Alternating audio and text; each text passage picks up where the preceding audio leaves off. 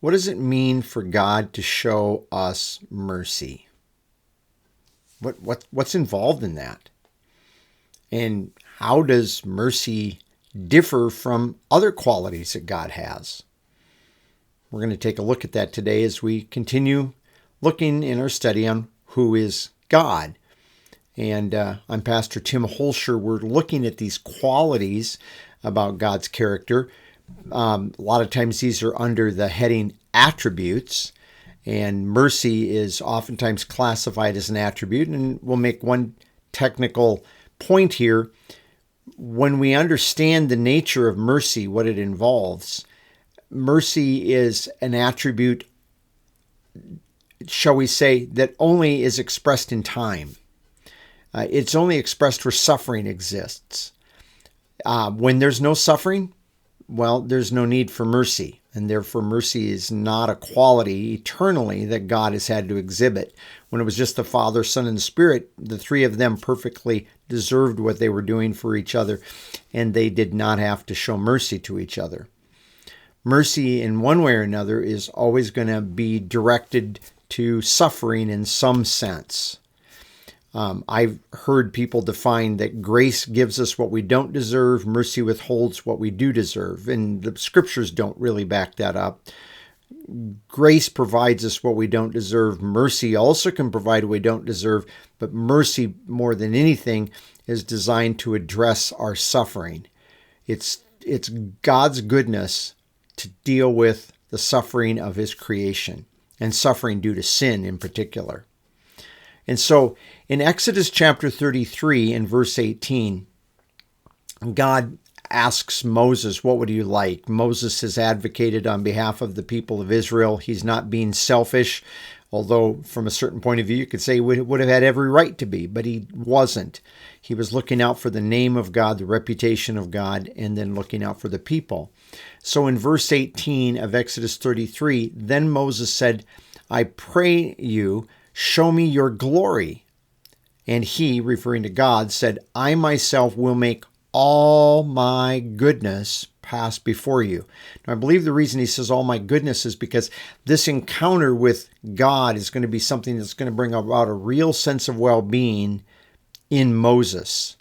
After all that Moses has had to observe from the people of Israel and what is happening, and this conflict that these people just don't seem to really appreciate what God's doing, even though God is just doing everything on their behalf. It's going to cause Moses to have a real sense of well-being as he encounters God. So I'm going to make all my goodness pass before you, and I will proclaim the name of the Lord before you, and I will be gracious to whom I will be gracious, and show compassion. Now, this word compassion is our word mercy, rechem. He says, show compassion on whom I will show compassion.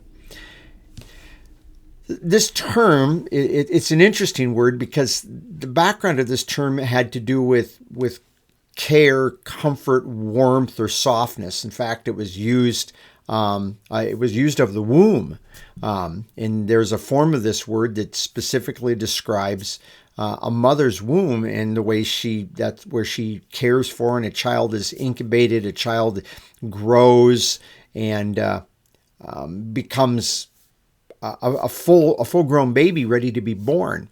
And this idea then, I think, to me is a very interesting picture of the fact that God cares and protects and provides for us in a world where there's a tremendous amount of suffering. If we go to Psalm 86, he says in verse 1, incline your ear, O Lord, and answer me, for I am afflicted. This word afflicted only meant to be pressed down. I'm being pressed down, and I am needy.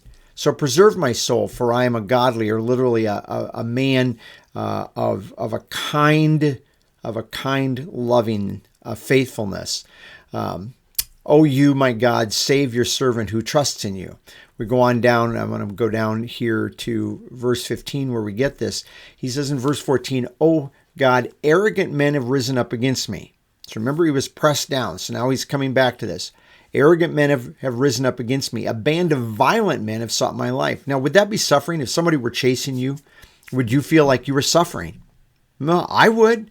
there'd be maybe some fear in there, a lot of agitation. My blood pressure would be running high. I'd be like, in the midst of that. And they have not set you before them. So these are people that are not afraid of God. They haven't given any real thought to God. They're just pursuing the psalmist here in Psalm verse 15. But you, O Lord, are a God merciful and gracious, slow to anger, and abundant in loving kindness and truth. But merciful. In other words, in the midst of suffering, in the midst of being pressed down, in the midst of being needy, in all of that idea where there's hard things going on, God shows himself to be merciful.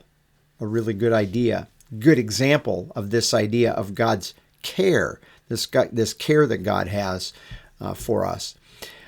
Matthew chapter 9, verse 27. And as Jesus went on from there, 2 blind men followed him, crying out, "Have mercy on us, Son of David." Now, obviously, what do they want? Well, they want to be healed.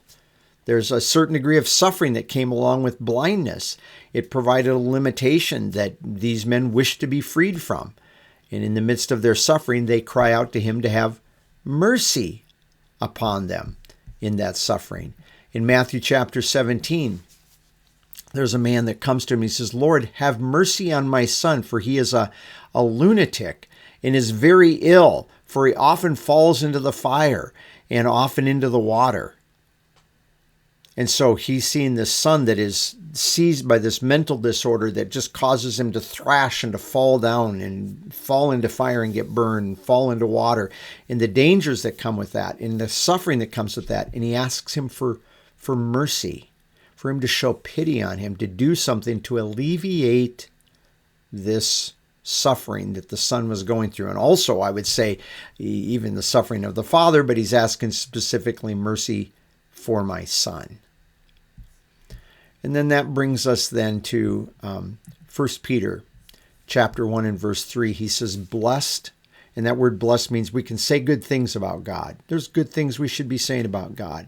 "Blessed is the God and Father of our Lord Jesus Christ, who according to his great mercy has caused us to be born again to a living hope through the resurrection of Jesus Christ from the dead." Great mercy. Why is great mercy attached to this? Because we were spiritually dead and we needed life. We needed to be born afresh, born anew to a living hope rather than a sad, dead hope, a hope that only had death as a prospect. We're living in death and we're moving towards another aspect of death. And in his great mercy, taking pity on us because we were suffering in this state of death, this separation from God, and this physical death that is continually encroaching upon us. And he says he took mercy on us, took pity on us, and caused us to be born new. And we saw that in the last study over in Titus chapter 3, verse 5, that it was according to his mercy that he saved us, that he regenerated us, caused us to be born anew. A word related to this one. It's not the same word, but it's definitely a related term in the Greek.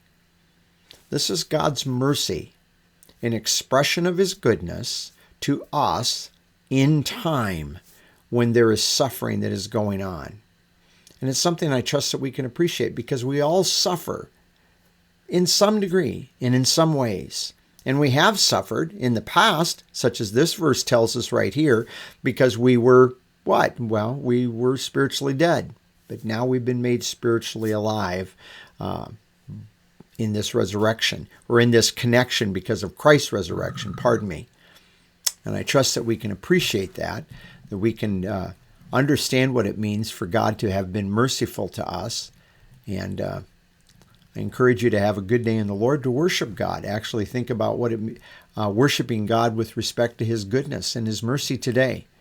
And with that, have a good day in the Lord, and thank you for joining me.